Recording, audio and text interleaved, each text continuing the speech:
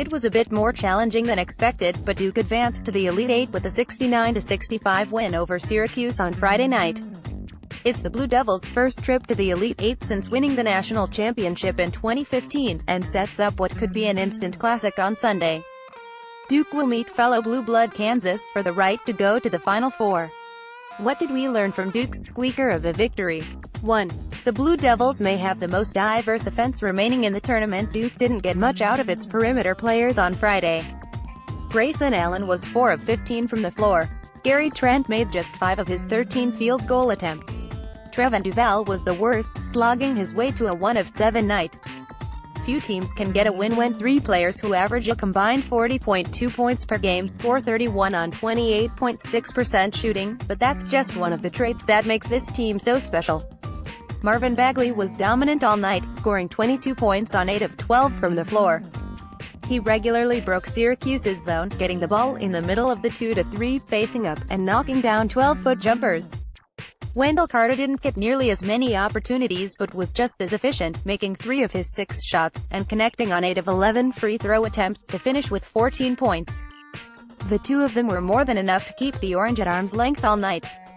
Blue Devils will certainly need more out of their perimeter players to beat Kansas, but there's strength in knowing that any of 5 different players could lead the team in scoring, even on a night when it has its A game. 2. Duke's 2-3 zone must be active on Sunday. Kansas is one of the best three-point shooting teams in the country, ranking 10th at 40.5% from behind the arc. According to KenPom.com, the Jayhawks get 37% of their points on threes, the 49th highest rate in the country. That was on full display in their Sweet 16 win over Clemson, when they made 10 of their 22 attempts from distance. In that game, it was Malik Newman who led the way, going 4 of 7 on threes. Newman is just one of 3 players on Kansas who shoot at least 40% from a long range on at least 188 attempts, along with SVI Mike Iliak and Devontae Graham. If Duke is going to come away with a win and advance to the Final Four, it will have to find a way to run Kansas off the three-point line. That's something at which the Blue Devils have been successful all season. They've held their opponents to a 31.9% mark from three-point land, good for 19th in the country. Kansas is nearly impossible to beat when it is firing from distance. Duke has been one of the best defensive teams in the country since transitioning to 2-3 zone as its primary defense. It will have to be on Sunday to get San Antonio. The matchup between Marvin Bagley and Udoka Azubuike will be one of the most important games within the game. Azubuike was a bit of a question mark heading into the NCAA tournament because of a knee injury that forced him to the bench for the entire Big 12 tourney. If Kansas's last 2 games are any indication, he's back to full strength.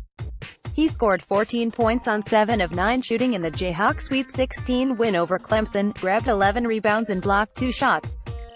Azubuike was one of the best interior defenders all season, racking up 1.7 blocks per game and ranking 62nd in KenPom.com's block rate. What's more, if he can be a weapon on offense, he could force Bagley into foul trouble, which would totally change the complexion of Duke's offense. The Bagley-Azubuike matchup will likely be one of the keys to Sunday's regional final.